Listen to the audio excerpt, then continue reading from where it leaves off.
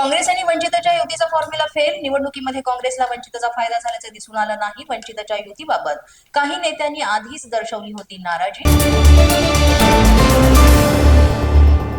निराधार आणि फूट पाडणाऱ्यांना जनतेनं नाकारलंय. भाजपचे नेते अण्णा मलाईंचा पोस्ट करत राज ठाकरेंना टोला.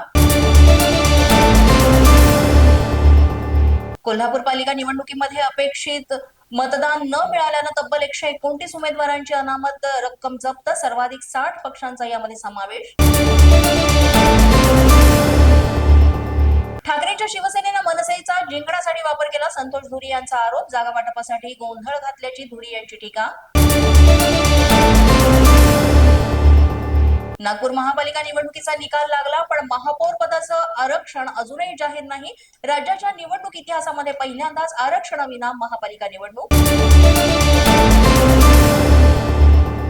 मुंबई महापालिका यशानंतर भाजपनं ठाकरेंना डिवचलं. मातोश्री परिसरासह मुंबईमध्ये भाजपची बॅनरबाजी. महाराष्ट्राचा एकमेव धुरंधर आपले देवेंद्र.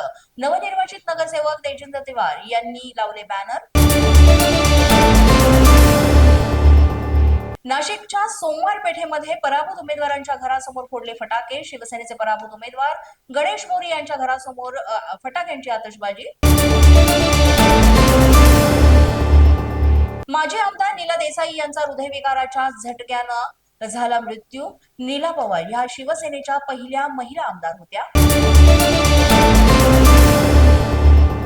मुख्यमंत्री देवेंद्र फडणवीस आजपासून दाऊस दौऱ्यावर. दाऊस इथं 17 ते 24 जानेवारी दरम्यान आयोजित जागतिक आर्थिक परिषदेमध्ये होणार सहभागी.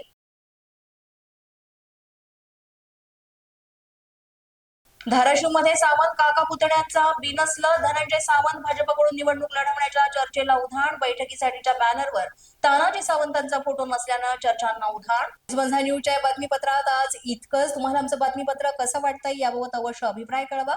यासाठी पोलीस माझा न्यूजचं युट्यूब चॅनल सबस्क्राईब करा. तसंच आमचं फेसबुक, इंस्टाग्राम आणि ट्विटर अकाउंट फॉलो करा. अधिक माहितीसाठी आमच्या www.policemazanews.com या वेबसाईटला भेट द्या. आमचे अधिकृत प्रतिनिधी व्हायचे असेल तर स्क्रीनवर दिलेल्या क्रमांकावर आजच संपर्क